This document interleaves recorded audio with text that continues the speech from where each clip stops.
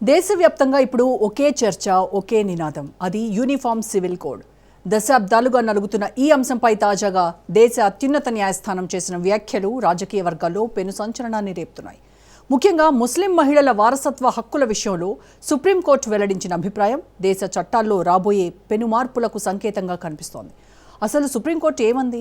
Article 370 రద్దు, రామమందిర నిర్మాణం తర్వాత కేంద్రం తన ఎజెండాలోని 3వ అతిపెద్ద లక్ష్యం వైపు అడుగులు వేస్తోందా? భిన్నత్వానికి నిలయమైన మన దేశంలో అందరికీ ఒకే చట్టం సాధ్యమేనా? 100 ఏళ్ల నాటి పాత చట్టాలు కాలగర్భంలో కలిసిపోవాల్సిందేనా? దేశవ్యాప్తంగా పెను చర్చకు దారితీసిన యూనిఫామ్ సివిల్ కోడ్లోని అసలు వాస్తవాలేంటి? సుప్రీంకోర్టు సంచలన వ్యాఖ్యల వెనుక అసలు కథ ఏంటి?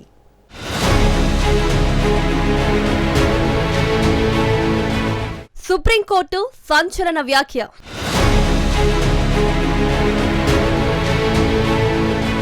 షరియత్ చట్టం రద్దు.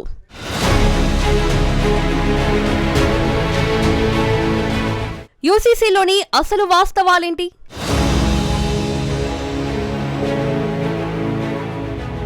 భారతదేశ రాజకీయ న్యాయ చరిత్రలో దశాబ్దాలుగా నలుగుతున్న అత్యంత కీలకమైన అంశం ఉమ్మడి పౌరస్మృతి, యూనిఫామ్ సివిల్ కోడ్. దీనిని క్లుప్తంగా యూసీసీ అని పిలుస్తారు. దీనిపై తాజాగా దేశ అత్యున్నత న్యాయస్థానమైన సుప్రీంకోర్టు చేసిన వ్యాఖ్యలు ఇప్పుడు దేశవ్యాప్తంగా పెను చర్చకు దారితీశాయి. ముఖ్యంగా ముస్లిం మహిళల వారసత్వ హక్కులకు సంబంధించిన ఒక కేసు విచారణ సందర్భంగా న్యాయమూర్తులు వెల్లడించిన అభిప్రాయాలు రాబోయే రోజుల్లో దేశ చట్టాల్లో రాబోయే మార్పులకు సంకేతంగా కనిపిస్తున్నాయి. దేశంలో అందరికీ సమానమైన చట్టం ఉండాల్సిన సమయం ఆసన్నమైందని సుప్రీంకోర్టు ధర్మాసనం అభిప్రాయపడింది. ముస్లిం మహిళల పట్ల వివక్ష చూపుతున్నట్లుగా భావిస్తున్న 1937 నాటి షరియత్ నిబంధనలను సవాలు చేస్తూ దాఖలైన పిటిషన్పై విచారణ సందర్భంగా కోర్టు ఈ వ్యాఖ్యలు చేసింది. కేవలం మతం ప్రాతిపదికన మహిళలకు రాజ్యాంగం కల్పించిన ప్రాథమిక హక్కులను లేదా సమానత్వాన్ని నిరాకరించడం ఎంతవరకు సమంజసమని కోర్టు ప్రశ్నించింది. స్త్రీ పురుషుల మధ్య వివక్షను తొలగించాల్సిన బాధ్యత చట్టసభలపై ఉందని స్పష్టం చేసింది.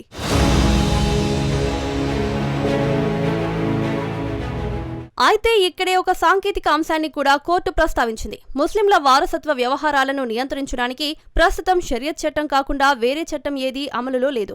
ఒకవేళ కోర్టు తక్షణమే ఈ నిబంధనలను రద్దు చేస్తే అక్కడ ఒక చట్టపరమైన శూన్యత ఏర్పడే ప్రమాదం ఉందని న్యాయమూర్తులు ఆందోళన వ్యక్తం చేశారు. సంస్కరణలు తీసుకురావాలనే ఆతృతలో మహిళలు ఇప్పటికే అనుభవిస్తున్న కనీస రక్షణలను కోల్పోకూడదని కోర్టు సూచించింది. ఇలాంటి మార్పులు తీసుకురావాల్సింది చట్టసభలేనని, రాజ్యాంగంలోని ఆదేశిక సూత్రాల ప్రకారం ఉమ్మడి పౌరస్మృతిని తీసుకురావడం ప్రభుత్వం బాధ్యత అని ధర్మాసనం గుర్తు చేసింది. కేంద్రంలో అధికారంలో ఉన్న భారతీయ జనతా పార్టీ తన ఎన్నికల ప్రణాళికలో 3 ప్రధాన వాగ్దానాలను ఉంచింది. అందులో మొదటిది జమ్మూ కశ్మీర్లో ఆర్టికల్ 370 రద్దు, రెండవది అయోధ్యలో రామమందిర నిర్మాణం. ఈ 2 పనులు ఇప్పటికే పూర్తయ్యాయి. ఇక మిగిలి ఉన్న 3వ ప్రధాన అంశం యూనిఫామ్ సివిల్ కోడ్ అమలు. కేంద్ర ప్రభుత్వం ఈ అంశాన్ని ఎంతో ప్రతిష్టాత్మకంగా తీసుకుంది. ఇప్పటికే ఉత్తరాఖండ్ రాష్ట్రం దేశంలోనే మొదటిసారిగా ఈ చట్టాన్ని ఆమోదించి ఒక మార్గదర్శిగా నిలిచింది. సుప్రీంకోర్టు కూడా ఇప్పుడు పార్లమెంటే చట్టం చేయాలని చెప్పడం ప్రభుత్వానికి ఒక రకమైన నైతిక మద్దతును ఇచ్చిందని చెప్పవచ్చు.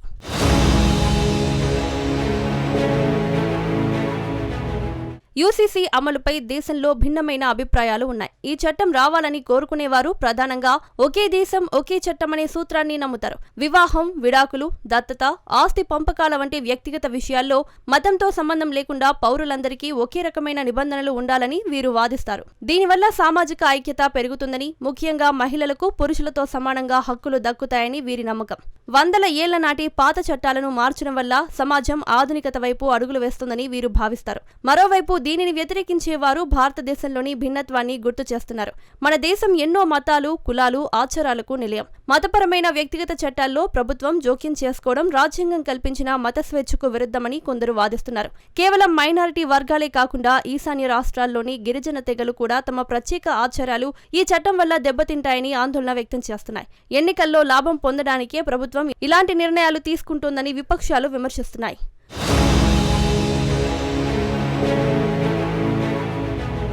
ప్రస్తుతం మన దేశంలో నేర పరిశోధన చట్టాలు అందరికీ ఒకటే. కానీ వివాహం, ఆస్తి వంటి వ్యక్తిగత విషయాలకు వచ్చేసరికి మతాల వారీగా వేర్వేరు చట్టాలున్నాయి. హిందువులు, సిక్కులు, జైనులు, బౌద్ధులకు హిందూ కోడ్ బిల్లు వర్తిస్తుంది. ముస్లింలకు షరియత్ చట్టం ప్రకారం పర్సనల్ లా ఉంటుంది. అలాగే క్రైస్తవులకు, పార్సీలకు వేరే చట్టాలు ఉన్నాయి. రాజ్యాంగంలోని ఆర్టికల్ 44 ప్రకారం దేశవ్యాప్తంగా ఒకే విధమైన పౌర స్మృతిని తీసుకురావడానికి ప్రభుత్వం ప్రయత్నించాలని నిర్దేశించబడింది. యూసీసీ అంటే మతంతో సంబంధం లేకుండా భారతీయులందరినీ వ్యక్తిగత విషయాల్లో ఒకే చట్టం కిందకు తీసుకురావడం. రాష్ట్రాల చొరవ మరియు భవిష్యత్తు. భారతదేశంలో యూసీసీ అనగానే మనకు గుర్తొచ్చే రాష్ట్రం గోవా. ఇక్కడ పోర్చుగీసు కాలం నాటి పౌర చట్టం ఇప్పటికీ అమలులో ఉంది. మతంతో సంబంధం లేకుండా అందరూ ఒకే చట్టాన్ని పాటిస్తారు. ఇటీవల ఉత్తరాఖండ్ ప్రభుత్వం కూడా సొంతంగా యూసీసీ బిల్లును రూపొందించింది. ఇందులో బహుభార్యత్వంపై నిషేధం, లివ్-ఇన్ సంబంధాల నమోదు తప్పనిసరి చేయడం వంటి కీలక మార్పులున్నాయి. గుజరాత్, అస్సాం వంటి రాష్ట్రాలు కూడా ఇదే బాటలో నడవాలని చూస్తున్నాయి.